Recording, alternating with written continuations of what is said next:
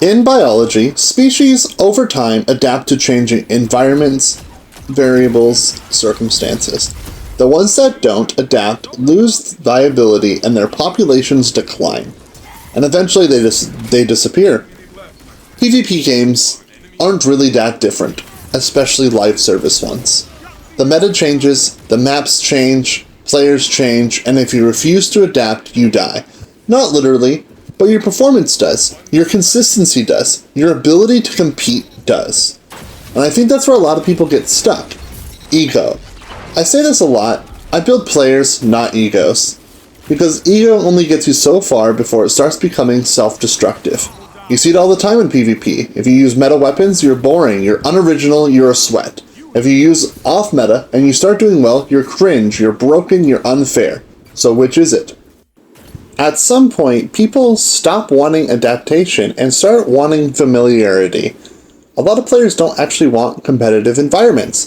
They want environments where their current playstyle or loadout always works. They don't want to swap. But that's not competition. Competition means things change. You either learn new engagement ranges, new movement, new counters, new loadouts, or you keep losing the same fights over and over. And instead of adapting, people protect their ego. The gun is broken. The matchmaking is unfair. That playstyle takes no skill. And maybe sometimes there's truth in that. But sometimes you just didn't adapt. Or you're not as good at the game as you think you are. And this even shows up in matchmaking philosophy. Jeff Kaplan talked about this idea in competitive games. Players say this. They want close matches, but what they actually mean is they want games that feel close, but still end with them winning. But a truly close game means you might lose, and a lot of players don't actually want that level of uncertainty. They want tension without consequence, but competition doesn't work like that. A close match is supposed to mean that either side can win or lose, and if you remove that, you're not really competing anymore, you're just performing. And I think communities do this too, especially with obsession over Steam charts, player counts, and whether a game is dying. Because if every conversation about a game is dead game is dying, and nobody plays anymore, eventually people stop investing in it. They stop experimenting, they stop teaching, they stop enjoying it. Every conversation becomes a funeral instead of a celebration.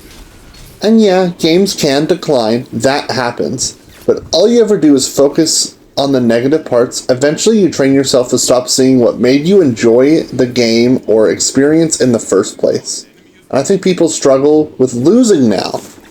Not just in games, in general, in real life, online. Everything is about flexing, about ratios, about holding W's or L's. And it's created a culture where losing feels like humiliation instead of information or a place to learn. But the only reason winning feels good at all is because losing exists. You don't get peaks without valleys. If you remove failure, victory stops meaning anything. And I think it's actually so rare nowadays to just be okay with losing or be able to have fun while also losing.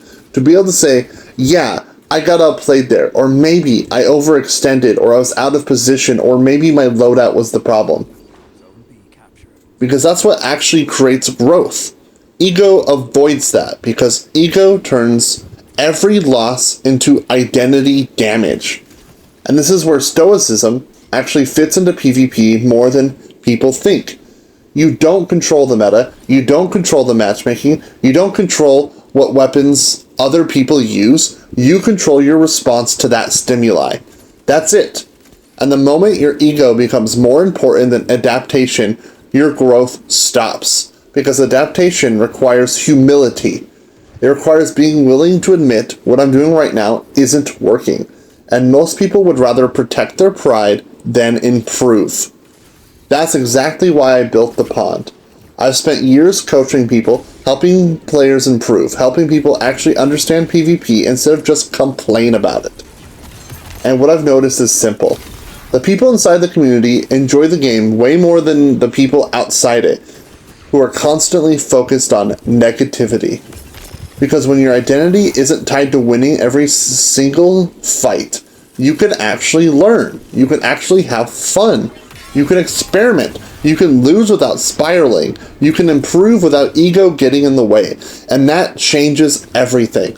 And honestly, I think the future of PvP games is at risk if this mindset doesn't change. Not because criticism is bad. Criticism is necessary. But there's a difference between wanting a game to improve and building your identity around how bad the game is. If every live service game becomes nothing but dead game, trash game, worst update ever, eventually developers stop taking risk. Or they stop caring about long-term PvP ecosystems entirely because the community itself becomes unsustainable. So yeah, ego reacts emotionally, competitors adapt, students improve. That's the difference. That's the culture I want around PvP, and that's why I say it simply. I build players, not egos. And I do not mean that as some kind of insult towards people who struggle with it. Ego is natural. Wanting to win is natural. Getting frustrated is natural. But if you never step outside of that, you stop improving without even realizing it. You stop learning new matchups. You stop adapting to new metas. You stop seeing losses as information. And eventually, you don't really fall behind because the game got harder. You fall behind because you stopped adjusting. And PvP doesn't care why you stopped adjusting. It just reflects it back at you. So the goal isn't to remove ego completely, it's to reduce it significantly. It's to make sure it doesn't make decisions for you, because the second it does, you stop being a player who grows and you become a player who repeats, and that's the difference. Let me know what you think down below. Quack quack, mother duckers. Peace. Don't be wrong, join the pond. Quack quack, mother duckers.